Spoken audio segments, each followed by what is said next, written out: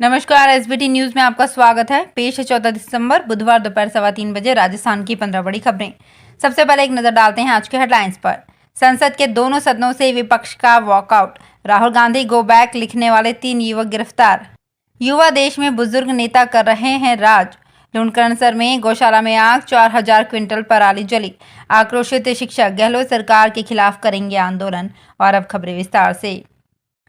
तवांग झड़प सहित विभिन्न मुद्दों पर विरोध जताते हुए विपक्षी सदस्य बुधवार को संसद के दोनों सदनों से वॉकआउट कर गए। जैसे ही सदन की बैठक शुरू हुई, कांग्रेस और डीएमके के सदस्य कुछ मुद्दों को उठाना चाहते थे। ये तुरंत स्पष्ट नहीं हो सका कि डीएमके नेता टीआर बालू सहित सदस्य सदन में कौन से मुद्दे उठाना चाहते हैं। दौसा में मंगलवार को जगह जगह लिखे गए Rahul Gandhi go back slogan के मामले में पुलिस ने 3 युवकों को शांति भंग के आरोप में गिरफ्तार किया है।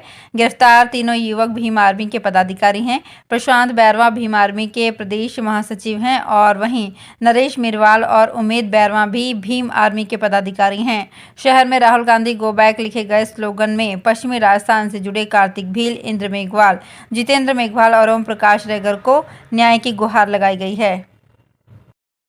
हाल ही में गुजरात में हिमाचल के नए मुख्यमंत्री ने शपथ ली है।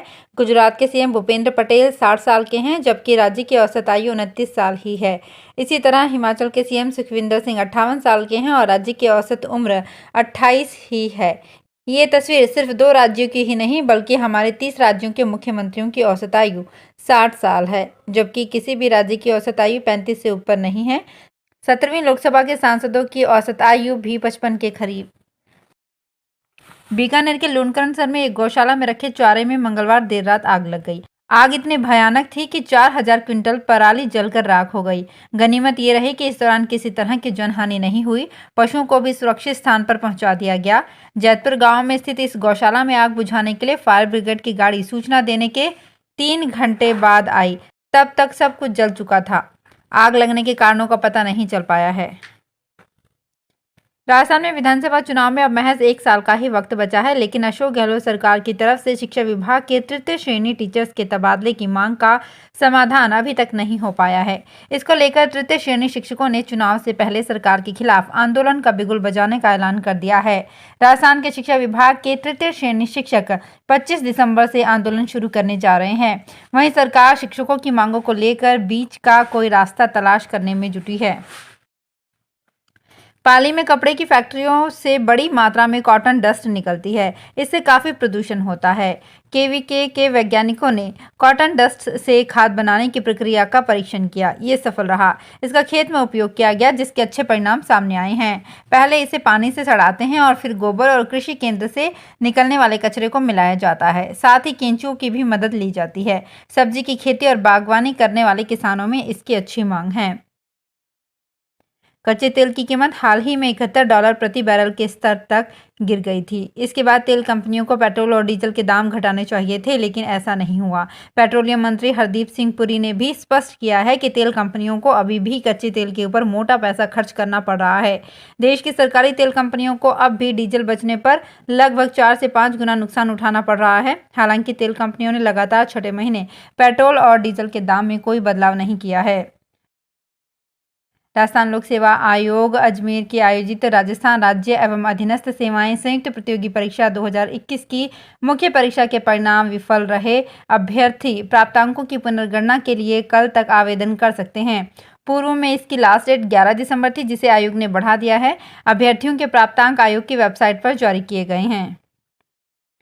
प्रतापगढ़ जिले में किसान अधिक भावों वाली फसलों के उत्पादन में रुचि ले रहे हैं। पानी की उपलब्धता के चलते इस बार गेहूं का रकबा अप्रत्याशित रूप से बढ़ा है। जहां गत 5 वर्ष में ये 53,000 हेक्टेयर था, इस वर्ष 72,000 तक पहुंच गया है। भावों में भी उछाल इसका कारण है। गेहूं के भाव 2 से बढ़कर 2,500 रुपये प्रति क्विंटल तक हो गए हैं। वहीं मवेशियों के लिए उपयोगी भूसे के भाव भी तेज चल रहे हैं। राजस्थान सरकार के शिक्षा विभाग ने विद्यार्थियों और उनके अभिभावकों की परेशानी को देखते हुए एक नई पहल की है। इससे विद्यार्थियों और अभिभावकों को तो फायदा होगा ही, लेकिन सरकारी स्कूलों में काम का बोझ ज़्यादा बढ़ जाएगा, जिसका प्रभाव सीधा विद्यार्थियों के अध्यापन कार्य पर पड़ेगा। नई पहल में ई मित्र केंद्रों से छुटकारा दिलाते हुए मूल निवास प्रमाण पत्र स्कूल से जारी करने के आदेश जारी किए गए हैं। ऐसे में सरकारी स्कूलों में पढ़ रहे कक्षा 5वीं से 8वीं तक के विद्यार्थियों के मूल निवास प्रमाण पत्र की पूरी प्रक्रिया स्कूलों में ही होगी। राष्ट्रीय खाद्य सुरक्षा योजना में नाम जुड़ने के बाद भी प्रदेश के 1,82,000 लोग राशन के लिए गेहूं के लिए दर-दर भटक रहे हैं। इन लोगों के नाम पिछले महीने NFSA की सूची में जोड़े गए हैं, लेकिन पॉश मशीन में आधार सीडिंग नहीं होने के कारण इनका रिकॉर्ड राशन डीलर्स को नहीं मिल रहा। इस कारण राशन डीलर इन लोगों को गेहूं नहीं दे रहे। दरअसल अशोक गहलोत सरकार ने इस साल बजट में 10 लाख लोगों को NFSA की सूची में जोड़ने की घोषणा की थी, जिसके बाद अप्रैल-मई में खाद्य आपूर्ति विभाग ने ऑनलाइन आवेदन मांगे थे। कांग्रेस नेता राहुल गांधी की भारत जोड़ो यात्रा के प्रचार प्रसार के लिए बुधवार को अलवर शहर में 5 रथ रवाना किए गए, जो पूरे शहर में घूमकर कांग्रेस नेता राहुल गांधी की यात्रा में शामिल होने के लिए आमजन को न्योता देंगे और जानकारी भी देंगे। कैबिनेट मंत्री टीकाराम जूली ने हरी झंडी दिखाकर रथ रवाना किए। कैबिनेट मंत्री टीकाराम जूली ने बताया कि राहुल गांधी 19 दिसंबर को मालाखेड़ा में बड़ी जनसभा को संबोधित करेंगे। इसके अगले दिन 20 दिसंबर को अलवर शहर में पैदल यात्रा रहेगी। सीकर में 12 दिसंबर को करीब 50 लाख रुपए का डंपर चोरी हो गया। सीकर सदर थाना इलाके के रामपुरा गांव के रहने वाले ओम प्रकाश ने बताया कि वो हमेशा चंदपुरा चौराहे के पास धर्म कांटे पर खड़ा करते थे। 12 दिसंबर की सुबह वो उसी जगह ट्रक को खड़ा करके चले गए। 13 दिसंबर की सुबह 6:30 बजे के करीब अपना डंपर देखा तो वहां डंपर नहीं मिला। पुलिस ने CCTV फुटेज देखे तो इसमें 13 दिसंबर की सुबह ट्रक शाहजहांपुर टोल नाके पर गुजरते हुए दिखाई दिया। देश प्रदेश में लगातार हो रही वाहन दुर्घटनाओं के बावजूद स्कूली बच्चे और अभिभावक सबक नहीं ले रहे हैं। राजसमंद जिला मुख्यालय पर ही स्कूली बच्चे 125 से 150 सीसी के दोपहिया वाहन सर पर दौड़ रहे हैं। इससे हमेशा हादसे का अंदेशा बना रहता है। यातायात पुलिस और परिवहन विभाग की ओर से कार्यवाही नहीं की जाती है। शहर में इन दिनों स्कूली बच्चों में दोपहिया वाहनों को चलाने का चलन लगातार बढ़ता जा रहा है। अभिभावकों की मौन स्वीकृति के कारण ये बच्चे बिना ड्राइविंग लाइसेंस दोपहिया वाहन दौड़ा रहे हैं।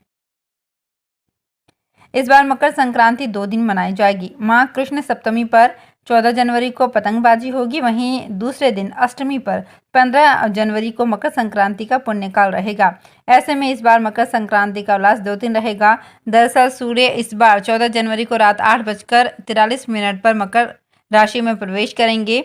पुण्यकाल इसके अगले दिन होगा। इस दिन सूर्योदय के साथ ही सुबह 7:21 से पुण्यकाल शुरू हो जाएगा, जो सूर्यास्त तक शाम 5:51 तक रहेगा। तो फिलहाल इस बुलेटिन में इतना ही। फिर हाजिर होंगे कुछ और बड़ी खबरों के साथ। अगर आप भी अपने आसपास की छोटी बड़ी और महत्वपूर्ण खबरों से अपडेट रहना चाहते हैं तो सब्सक्राइब कीजिए हमारे चैनल SPT न्यूज को और प्रेस कीजिए बेल आइकन पर।